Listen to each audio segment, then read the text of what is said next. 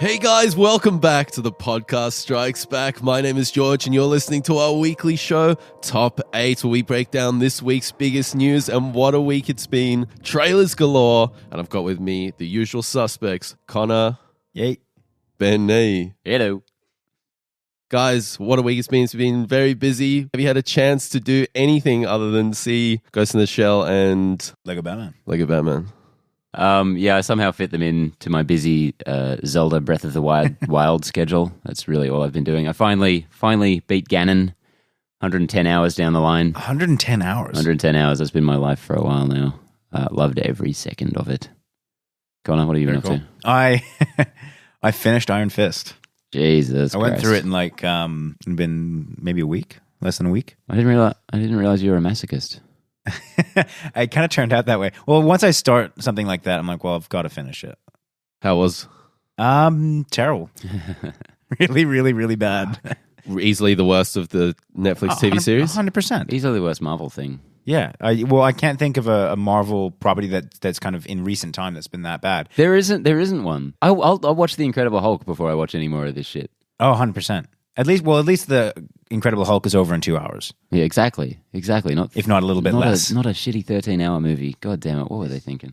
The thing that did it for me was the main actor. I can't remember his name. Vin Jones. Half the stuff that he said fell so flat and just like deadpan.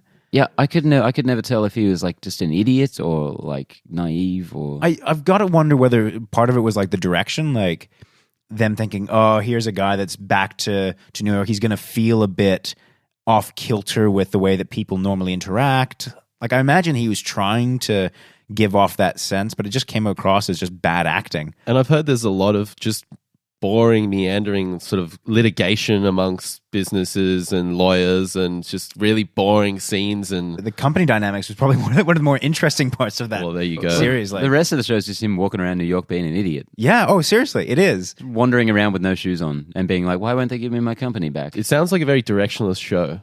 It didn't really know what it wanted to be. No. I feel like that entire show could have been 3 episodes. Oofed. Jesus. 4 maybe. It's weird watching. I hate watching films where a kung fu master is obviously someone that's gone through like 2 weeks of kung fu training, and you're very clearly not a martial arts I don't expert. think he even had that much from what I heard. Apparently they had about 15 minutes of prep for some of those scenes. Oh, you're kidding me. Insane, yeah. I don't want to talk about this show anymore. It makes It's sense. depressing. Can we talk about something else? Well, I mean, that fair enough. Fuck you. Oh, so you're not going to ask me what I watched this week? No, fuck you. Oh, good point. Oh. Sorry. No, that's cool. Let's just get on with the news. We just kind of got sidetracked with Marvel. All right, what have you been watching, George? Rogue One. Save the rebellion. Save the team. I will go on record and say Saw Gerrera, worst Star Wars character of all fucking time. Wow. Worse than Jar Jar Binks. That's a very bold climb. Climb. Climb. You have a weird Australian accent. Just keeps coming in today. I don't know who I am It's a anymore. bold climb. At least he is memorable. Yeah. Saw Gerrera, what the fuck is there to remember about that guy? Other than he's in 3 or 4 of the different So is mediums. Boba Fett. He looks badass. So does Sagar. Yeah, Saw Gerrera, he looks Saw Gerrera. badass. Yeah, sure. This film's kind of, I'm changing my opinion. I saw it 2 times in the cinema. Didn't really love it. And I think it's better now that I kind of know what to expect with the film, but it's still not as good as I really wanted it to be in the end. So You're the biggest Star Wars guy out there. yeah, So the biggest officially. Yeah. I remember you coming out of the theater enjoying it because we watched it together, I'm pretty sure. Yeah, on a certain level. But then I remember being completely weirded out by the planet names, and it was kind of a bizarre experience because it was so different from the other Star Wars. But yeah, I reckon we should do a review of it for next weekend because there's nothing really coming out. So Not a bad idea. I'm not watching it again, though. Yes, you are. yeah. No. Yeah. Actually, I'll give you a choice then. You can either watch Rogue One again, or you'll have to finish Iron Fist. Pick one. Iron Fist. Fuck. Wow. Wait, you're picking Iron Fist? I'm picking Iron Fist because I'm an MCU completionist, and I've watched 4 seasons of Agents of S.H.I.E.L.D. for God's sake. I have to watch it. All right. Well, let's get into it. Yeah, let's get on to the news. First on our list is a new It trailer. So Warner Brothers have released what was dubbed the official teaser trailer of upcoming horror film It, based off Stephen King's novel. And I'm assuming based off the previous film. Which Stephen King novel? It. Oh, okay. Of the same name. Makes sense. Not the dome. I always think that a lot of horror films are caught between, in a trailer, wanting to make it scary and then really kind of giving away too much of either what the monster is or too many of the jump scares. So I think watching this trailer, I thought they did a really good balance. One of the good things is you already know what the monster is. Yeah.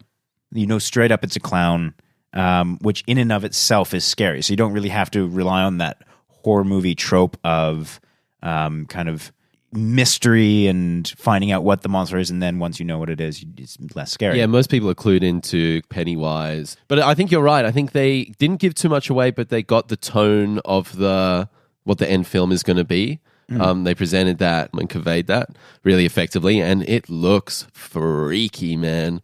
This is a good trailer. Really good trailer. Yeah. The one thing that kind of makes me a bit nervous is that we've seen remakes of old horror films that look better, like they've got a cleaner and crisper look to them, better special effects, but ultimately have not brought anything to the franchise. So I think the last one that I remember of that was Poltergeist. That looked so terrible. I didn't even bother. Oh yeah, neither. It was obviously Poltergeist. I thought the trailers were cool. Trailers were alright, How but did they I get just Sam Rockwell for that? He's a fucking boss.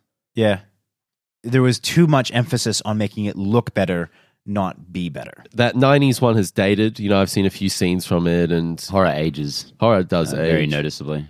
And this one just seems so current and terrifying. That drain pipe scene, I mean, we've all seen that a million times, but it's still like got that just feeling in your heart. Well, like, oh, Did you see they did the side by side for the old version and the new version? I did. And I quite enjoyed how like it matched up almost to a T, really. Yeah, just with a few more dynamic shots in it. But it was so, you know, even with that that piece of road work, that yellow sign thing, the kid ducks under that. Doesn't he get belted by it in this one? In this I don't one, think he goes ducks. full He cover. doesn't duck. In the 90s one, he ducks under it. Yeah. In this one, he just Yeah. gets It's a full sign of the flayed times, out. man. It says everything, doesn't it? But yeah, look, I'm excited for this one. I'm a huge horror fan. I know George, you are as well. I lost a bit of interest when Cary Fukunaga left the project, but this trailer's brought me right back in. This looks awesome. And he's still got a screenwriting credit. Cool. Ben's not convinced. Yeah. No, I think we'll all be pretty excited when that comes out. And it's trending really well. In the first 24 hours, it's got 197 million views globally. So interesting that it has done that. It's obviously... It's because so many people are scared of clowns. That's it. It's so shareable because so many people are like very vocally afraid of clowns. You just tag your mate that you know that is afraid of Yeah. clowns and be like, hey, check out this video. Yeah, Makes it's sense. practically viral content. Yeah. And it's done better, I believe, than your favorite franchise, Fast and Furious. Ugh. Yeah. Me and Ben are very excited to see this film. I'm booking a holiday that week. Connor, I couldn't disagree more. We've got our first disagreement out of the way. All right, number 2 on the list.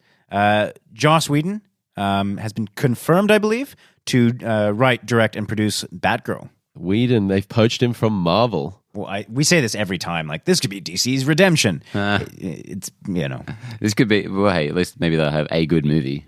Yes. That's probably the best we can hope for. Joss Whedon seems like the obvious choice for something like this. Not only does he have a proven record of just writing and directing awesome films, but the subject matter is something that he's quite well known for in Hollywood, is writing and directing strong female leads, which hopefully we'll get from this film. A great poach from DC. Avengers 1 and 2, I love them both. And as you said, proven track record. He knows how to do comic book movies. And also Buffy the Vampire Slayer, great example of strong female lead. So great decision. I don't really know much about Batgirl. She always seemed to be just the counter to Batman, the obvious counter, but there's obviously some source material, interesting stuff in there. So I think Whedon's the guy, definitely the obvious choice, as you said. I just want to go on record. as saying the term strong female character makes me retch. It's a bit of a boo hiss. I'm surprised to see Joss Whedon jumping into bed with another kind of big studio comic book franchise again after he was so burnt out after Avengers 2. Good to see him back in the saddle, though, I guess. I hope this works out well for him. Yeah, I think he was definitely burnt out by the machinery that was Marvel and Kevin Feige maybe not allowing him to flex his muscles as much as he wanted to. And DC, they need a win right now. Joss, you can do whatever you want. You got director's cuts. You write. You do take as long as you want. We'll give you all the resources you want. Yeah, it makes sense. And as I said, great move, Warner Brothers. Great move, DC. Hopefully, this turns out awesome. Do you think he'll get full control? Yeah, obviously he'll have to hit some story points because it's a shared universe. But I think he wouldn't have agreed to this. He has a lot of leverage. Yeah. And I think in that negotiation, he would have been able to, get what he wanted to. He's a pretty big swinging dick after those two Avengers movies. Come on, those were huge. One of those 1.5 plus billion at the box office. I mean, big successes. But I wonder if part of Marvel's success is that it hasn't allowed its directors to go too rogue. Because if you think about it, these are all really successful directors that have their own visions for individual movies and perhaps not thinking about a shared universe that has come together so far really wonderfully. I wonder if that's kind of where their success has been in not allowing directors to just kind of go. Well, that hasn't been working for DC, so they should probably just try whatever. Because there was a point where DC specifically said, we're going to let our directors do whatever they want to do. This is a filmmaker's universe or something. As their counter to Marvel. Yeah. And worked out great so far. I have faith in Joss Whedon, and I hope I really want this film to be great. Oh, yeah. Because, as we're going to be talking about soon, Justice League, that's got Zack Snyder written all over it. Why don't we just jump into item number 3, which is, as you mentioned there, the new Justice League trailer. And I think the overall consensus for this trailer was that it looked like a really great music video that starred the characters of the franchise. It's just Snyder knows how to do visuals, man. He frames things in just an incredible way, unlike nobody else. But beyond that, it just looks like he's going down the same trodden path as Batman vs. Superman. It looks very similar. It looks the exact same. It looks like it just with more people, which was half the problem, presumably, of the previous one. Not enough Lex Luthor in this trailer. I don't know. It looks fine, I guess. They haven't done any work towards making anyone care about any of these characters for any reason. So you look at it and it's just shit happening. I don't know. I don't care. Shout out to Daniel Murphy here, who I work with. He mentioned something cool and an interesting insight with it is that none of these characters ever look like they're in trouble in the Justice League trailer. They all look completely in control. They're doing badass shit, taking care of the situation, jumping off Batman's vehicle into the dystopian stormy abyss, whatever the hell is going on in that scene. Yeah. But for example, in the Spider-Man trailer, he's in trouble, man. He's getting thrown around. There's a connection there. You're in their shoes in a way. Marvel pulls you in, and DC, it's got almost like this shiny ball kind of thing where they look great, but there's nothing there beyond that. It's like watching someone play a video game and they're really fucking good at it, and it's just like, yeah, whatever. I think you might have mentioned this to me yesterday, or it might have been you, Ben. It was me. That one of the differences between the franchises within MCU and DCEU, got it this time, is that one is very much superheroes. So, it's got a lot of extraordinary humans, whereas the Justice League is comprised of essentially gods. So you've got Superman, who is an extraterrestrial god. You've got Aquaman, who's the god of the sea. You've got Bruce Wayne, who's god of having money and being really brooding. They're just these kind of archetypes or pinnacles, ideals. And that's a little bit more difficult to make a good story or to have them feel as though they're in danger. It's really got to be, at that point, character it's got to be a character film at that point. You can't rely on them being literally in danger, which is something that I think DC has so far failed in delivering. Yeah, I mean, we'll see. We'll see. November is, it'll be here before we know it. And what did you guys think of the Batman gag? There was a gag? Yeah, with the Flash. Where he's like, what's your superpower? I'm rich.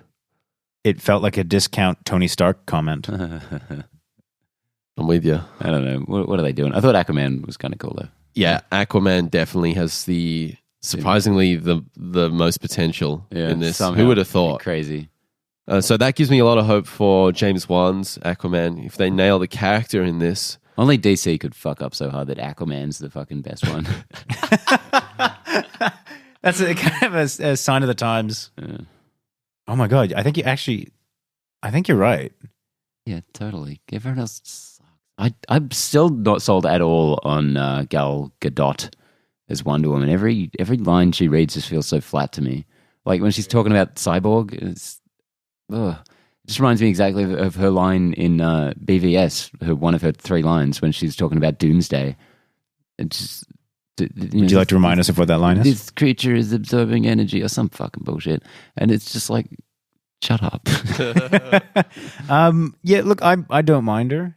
In particular in the context of all the other characters in there, because they just all give me a headache. Yeah. Like, so far in the DC universe, she's one of the more likable characters, I guess. Partially because she hasn't done anything yet, so she can't piss me off yet. She's got a clean track record. Yeah, like, I'm just waiting for her movie to come out, and then I can be like, oh, right, they fucked her up too. Good. We're on evil. By that reasoning, I think Green Lantern is probably the best character in the DCEU at the moment because he hasn't been on screen yet. All right, so number 4, speaking of superhero films, is the new Spider-Man trailer. Sick. Yeah. Marvel. Yeah, our check's just cleared, so Yeah. fuck yeah, Marvel. There seems to be a trend here. Iron Fist is also great now. Yeah, miraculously. Spider-Man looks awesome. You mentioned it before. It just seems a little bit more like there's something at stake. The conflict in there seems more real, a little bit more grounded, a little bit more. Yeah, when he's fighting that big vulture dude, that's... I've been down that path, man. High school was a weird time. That's not conflict in terms of plot. That's, literal conflict as in fighting someone.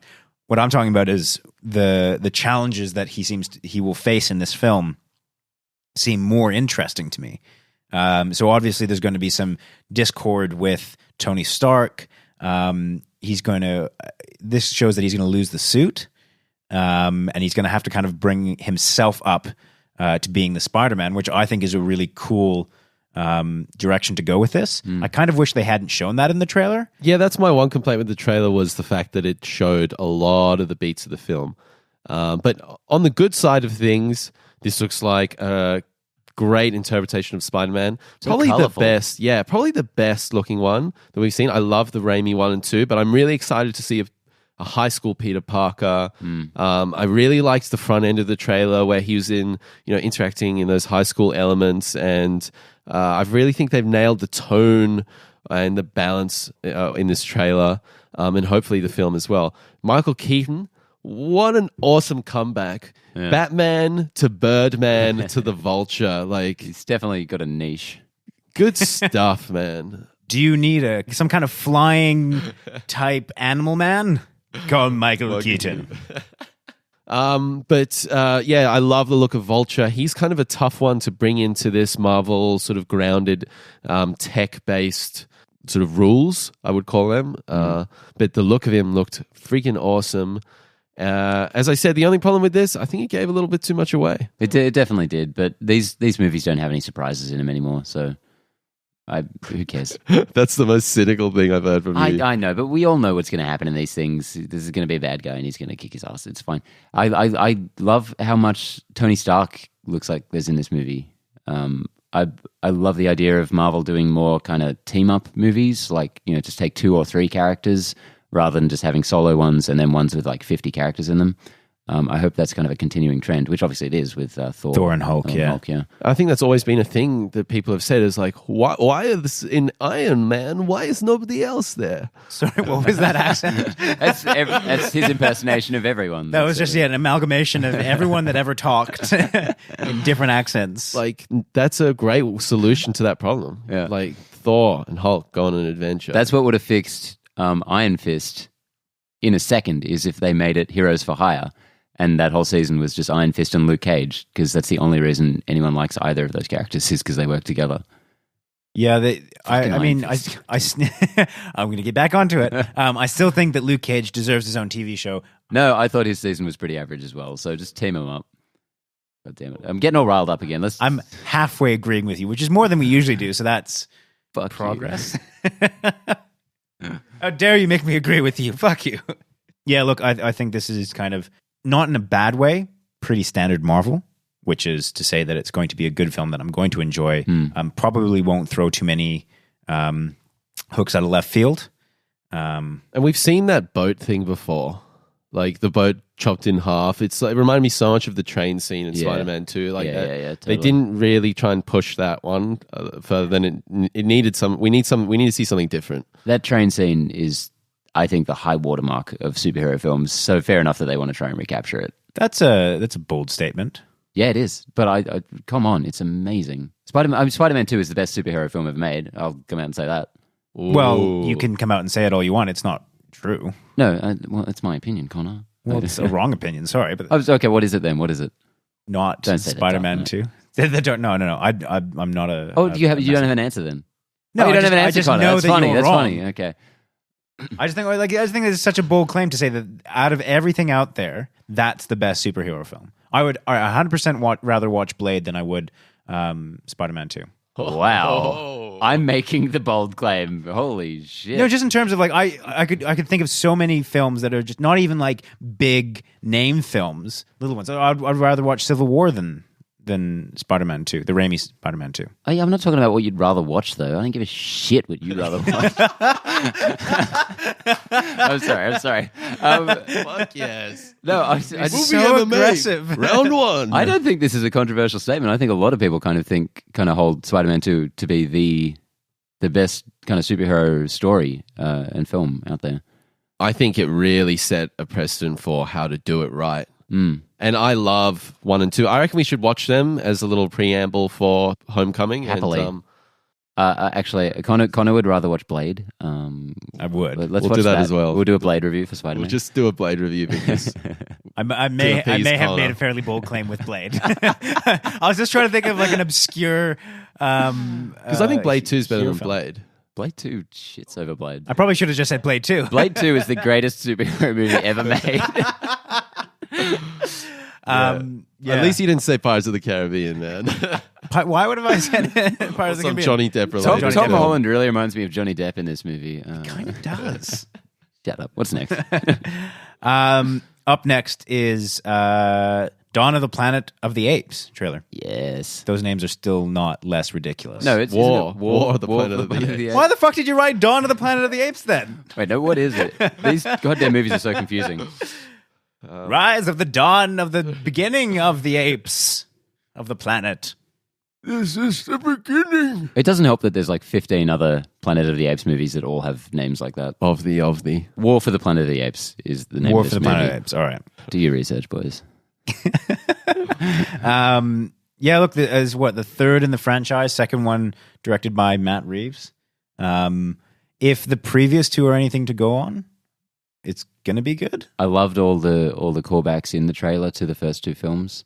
The little voice over in the beginning. Yeah. Like a bit of John Lithgow in there. That was good. I thought the first one was like a really solid movie, very surprising because the franchise is kind of a joke to some degree, especially after the Tim Burton film. Yeah, and at that stage in Hollywood, there was a lot of reboots and remakes happening, and this one was like, wow, they've actually done a good job with this and taken that source material and evolved it. Yeah, it's amazing that just something other than superheroes was like an awesome blockbuster. But then the second one comes along, and I thought just blew the fucking doors off. Like, what an amazing movie! I still just think back to that first scene in the rain in the forest where they're hunting, no dialogue whatsoever, just stunning.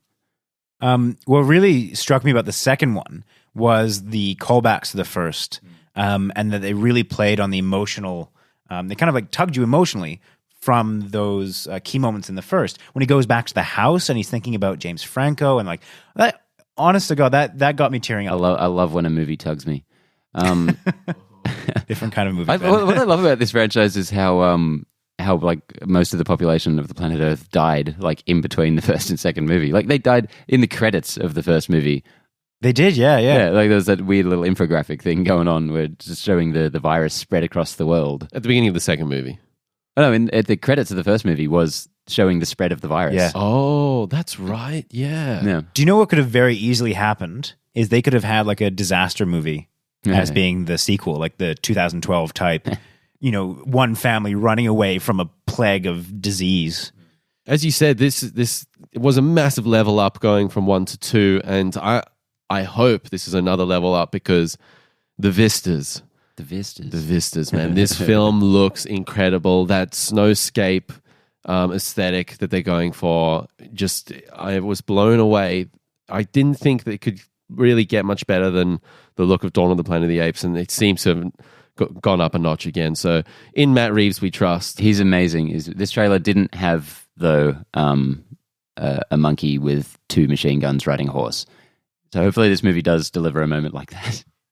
Do we feel like this is a little bit too similar to the second one? Because I have a feeling that the plot points seem very similar from what the trailer can tell us. So it does look as though it's, these two kind of encampments kind of struggling to reach compromise, or in this one it looks a little bit more like all-out war, which is fair enough, but that does seem very similar to the second installment in the franchise. I am a bit worried that we're going to get kind of just the tried and true formula of 2. I think they're moving on along at a good pace, honestly. Like I'm surprised that we're at movie 3 only, and we're already up to talking apes, and it feels natural.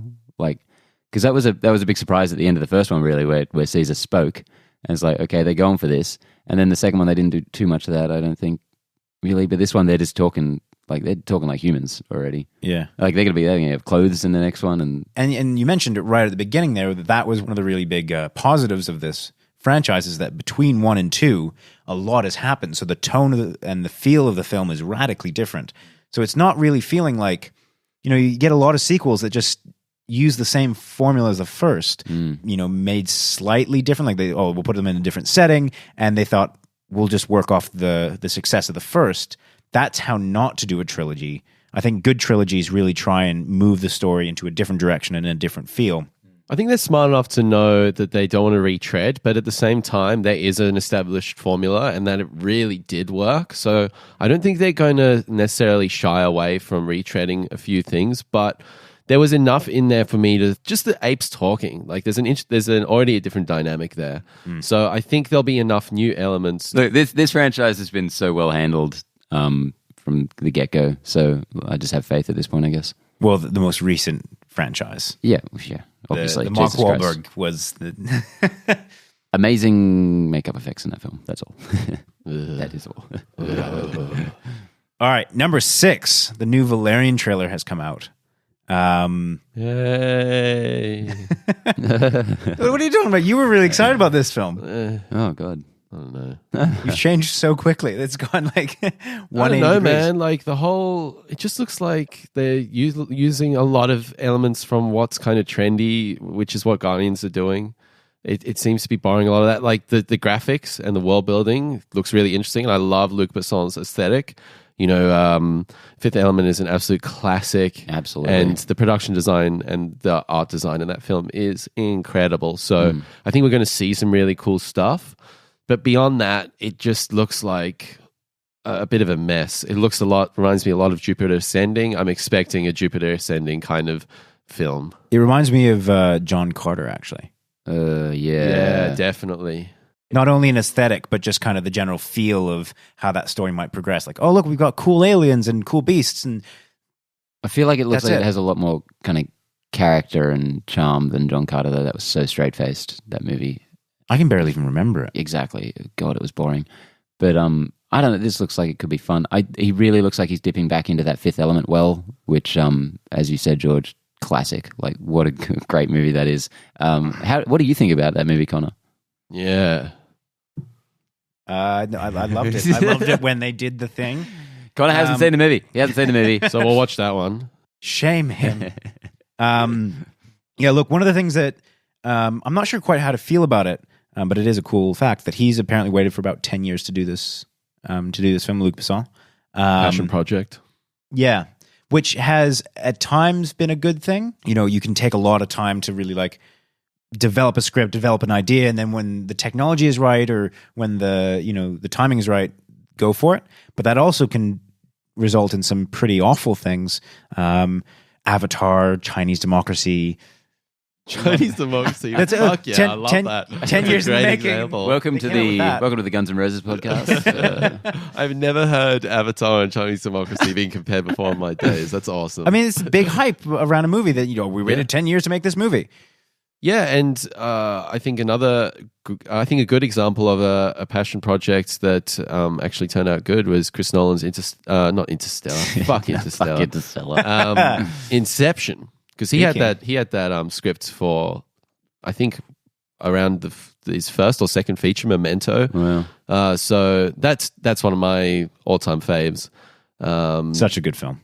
But what's the budget on this? 200 plus million? 212, I think, was Jeez, man. They're going to be lucky to make their money back on this I one. think it looks even more expensive, though. This movie looks amazing. Like, this looks like an Avatar level, like, go at special effects.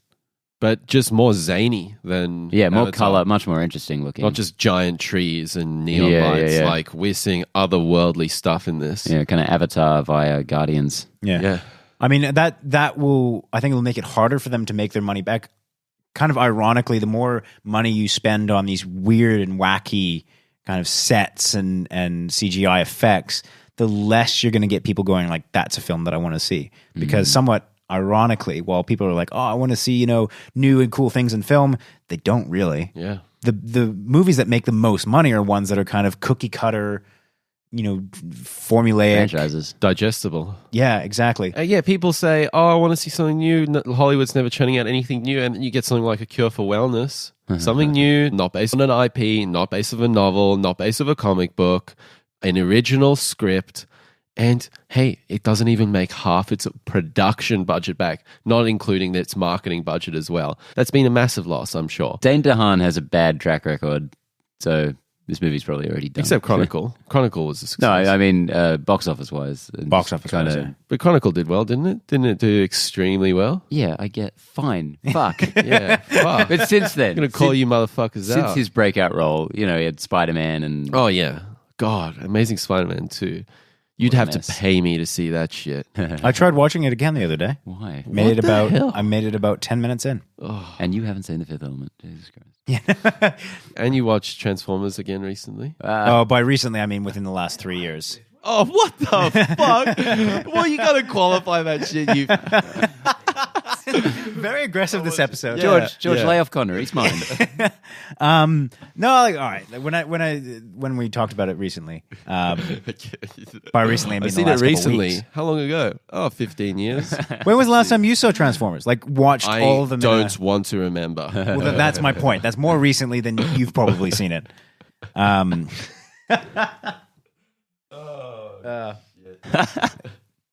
Look, I think that it'll be a hard sell for most people, but I'll watch it because I love sci-fi. I think that cool world building and even some zany effects. Like, don't get me wrong, I don't think that you should make a film zany and weird and out there just for the sake of it being out there, because I hate that. But what I do like is that when directors take a bit of a risk with the visual effects, with the kind of out there nature of their films, coupled with plot and all the other things that make a good film. So yeah, I'll watch it. Connor, I couldn't disagree more. I've literally said the most vanilla thing ever. Like, I just like good films. I wasn't listening at all. I just assumed it was something controversial and stupid. What's the next news story? Next one is number 7 on our list is Venom will be R-rated, and it is now Called been- it. No, that's cool. Called it. I don't need to finish my sentence. Venom will be R-rated and has been confirmed to be not part of the MCU. Discuss, Ben. Okay, good. That's good news that their shitty Venom movie won't taint the MCU. You're calling that it's going to be a shitty film then? Well, I'm calling that it's probably going to be shitty because it's a Sony Spider-Man related movie. Well, thanks for listening. That's it. No, look, my glimmer of hope is that it has been described as a horror sci-fi. Yeah. Which, if they can pull that off, for me, have we ever seen a superhero horror film? Have we ever seen a horror sci-fi? What about Blade? What about Blade? What about Blade 2, the greatest superhero movie of all time? I didn't say that.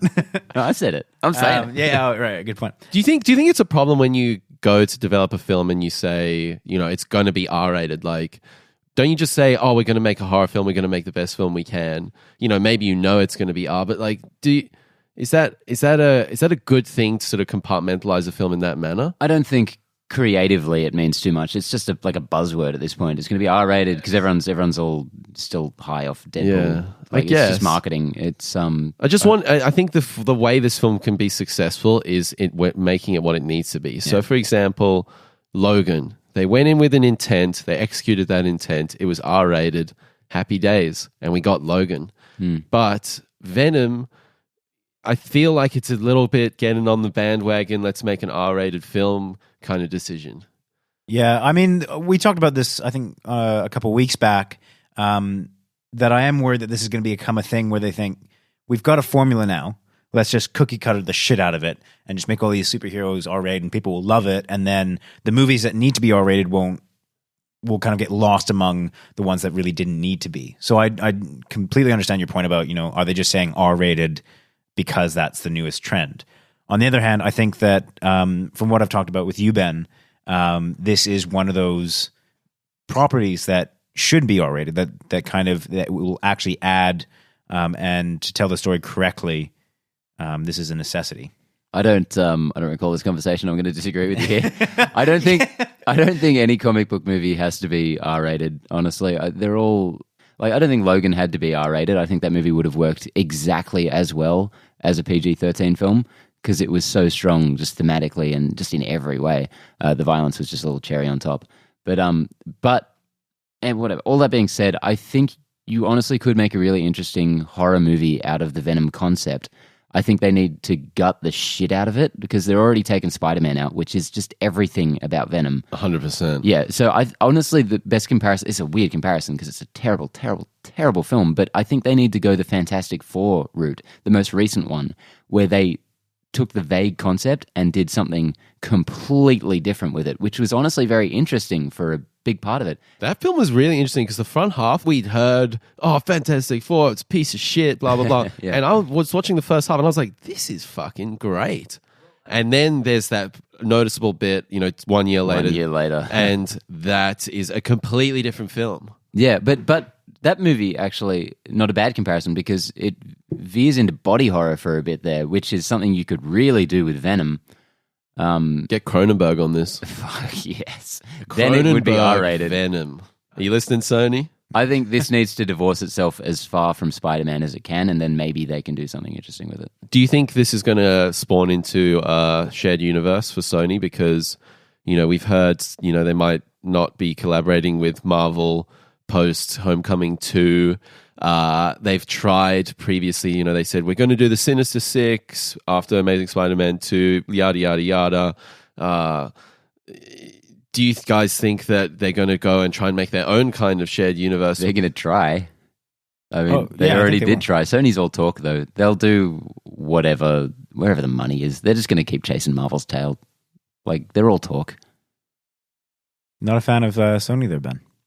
Man, after those fucking Garfield movies, man, not the Bill Murray Garfield movies, the Andrew Garfield Spider-Man movies. I was like, really? What? That's what really tipped you on Sony was Garfield? Yeah, after those Andrew Garfield Spider-Man movies, I don't want them touching Spider-Man at all. See, Give it to Marvel. I still don't understand your. I mean, the second one, fair enough. It's not a great film. I don't think it deserves the amount of anger that it has garnered from you. I'm not angry about it. I just think they're bad, really I can see bad. fury in your eyes, like the very embodiment of fury, or alcohol from last That's just night. whenever I look at you. Yeah, it's mostly alcohol. I think that's one of the worst films I've ever seen. I think the first one's worse. Yeah. I think the first one is worse just because it's blander. The second one is Really? at least batshit crazy. The second one What is like universe do you people live in? I live in the real world, Connor. The second one at least is like some Joel Schumacher Batman craziness. It Like, does nothing for me. yeah, Does absolutely nothing. This Sorry. like this. I'm sorry. I'm just so confused by the level of dislike for this film. You know what I was thinking about the other day? The lizard, that Oh bad my guy. God. Jesus. Oh God, you're right. How do you Oh, fuck my- that up? He's just a big dinosaur man. What were they doing with his face? That makeup was oh, God damn it, All right, Connor. Not great film. I'm not trying to defend it as a good film, but the fact that you would, because we've had this conversation before, you would rather watch the third Sam Raimi Spider-Man than the first Any day. Garfield one. Any that day of the week. screams delusion to me. Like that's insane. That is such a bad film. That third Sam Raimi one. No, I mean half of it is It's endearing, terrible man. film. It's endearing. Endearing. Yeah. What? Because the What are you Raimi-isms even come through it. saying? Half of it is Sony fucking with Raimi, and half of it is Raimi doing what he does. for the first two movies. Yeah, half of it is just the same as the first two, which is pretty good stuff.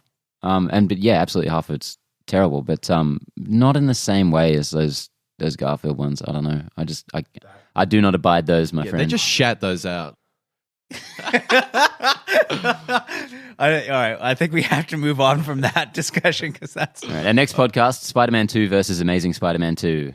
Connor on that side well. All right, well, let's not go that far. Can we not? versus Blade 2. That's George's one. All right, we'll defend that one. God, what you, were we Connor. even talking Fuck about? you, Oh, the Connor. Venom being R and not in the MCU. Yeah, there was the vague reference that they might do their own spin-off. Shared universe. They'll- We'll see. they'll- 6. They'll try. Listen, let's get Venom right. I think there's some cool ideas there, and if they execute the horror sci-fi thing well, I think there's a lot of potential with that property. But who knows? As per where Spider-Man's going to go, is he going to stay in the MCU? I think that's going to have a lot to do with what ends up happening with their shared universe. It does give an interesting twist to that very, very kind of out there rumor that Life is a prequel to That's 100% bullshit, though. Venom. 100%? 100%. Have they come out and said that it's bullshit? Yeah, it was a joke. It That's was just an offhand comment. devastating. Joke. But hey, Hey, you said you wanted. No, I'd have hated it, but I also think that would have been. I don't know how I feel about it now. I'm very confused. I thought it would have been bad, but also at the same time interesting. So did you take the blue pill or the green pill this morning, bro? All right, number 8. George is very happy about this one, as being a massive Star Wars fan. It's the kind of the latest Star Wars rumors that have been circling around. There's a couple of them. You said that there was going to be a big drop this week. Listen, we've got to take this with a grain of salt. This could be absolute bullcrackers. Bullcrackers. guys, bullcrackers alert. This may be bullcrackers. That's George's new segment, Bullcrackers. We're keeping this podcast clean, boys. So, I guess the biggest one is that Obi-Wan standalone film starring Ewan McGregor is definitely on the cards, and there's a strong possibility that's going to be announced at Star Wars Celebration. Hell yeah. I'd be down for it. Yeah. Are you guys of the opinion that his portrayal of Obi-Wan was one of the best things in the prequels? Oh, yeah. Oh, yeah. Got some big Star Wars fans here, right? Fucking hell. He was. I mean, like- wait, he's played Obi-Wan before? Yeah,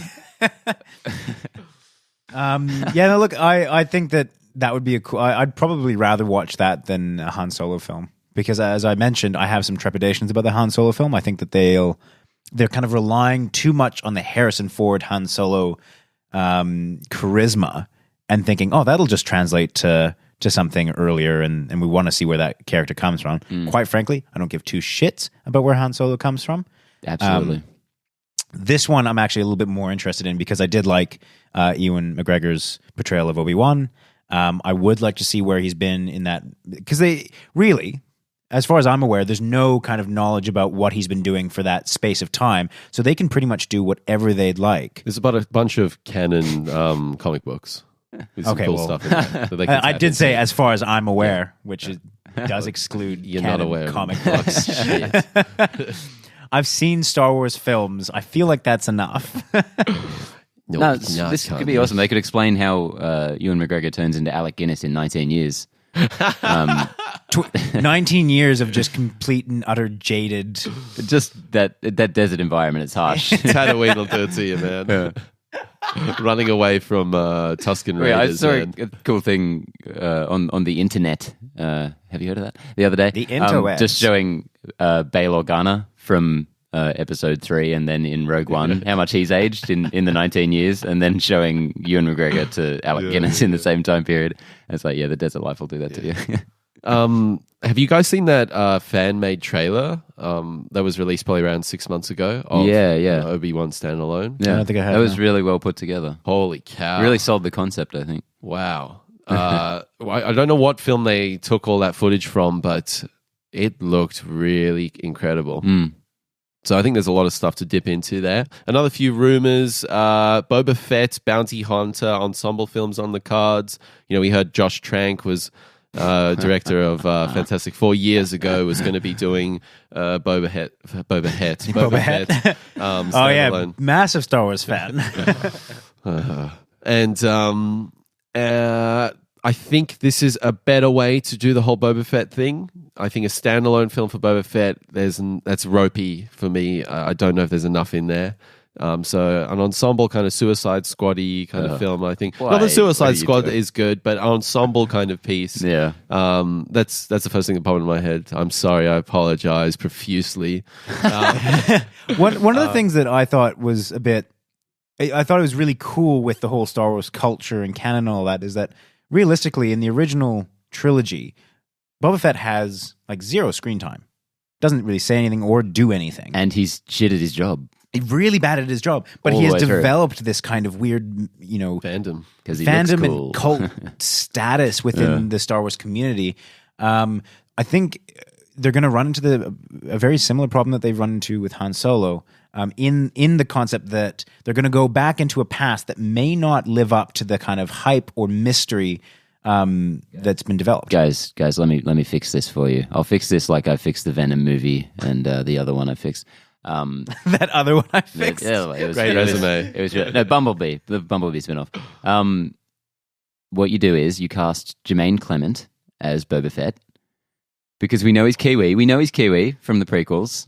We know he's a Kiwi. So Jermaine Clement as Boba Fett, and just make him an idiot and shit at his job, but he somehow just keeps accidentally succeeding. A Star Wars comedy? Everyone thinks a Star Wars comedy, and everyone thinks he's really badass. Get the fucking 21 Jump Street guys on it.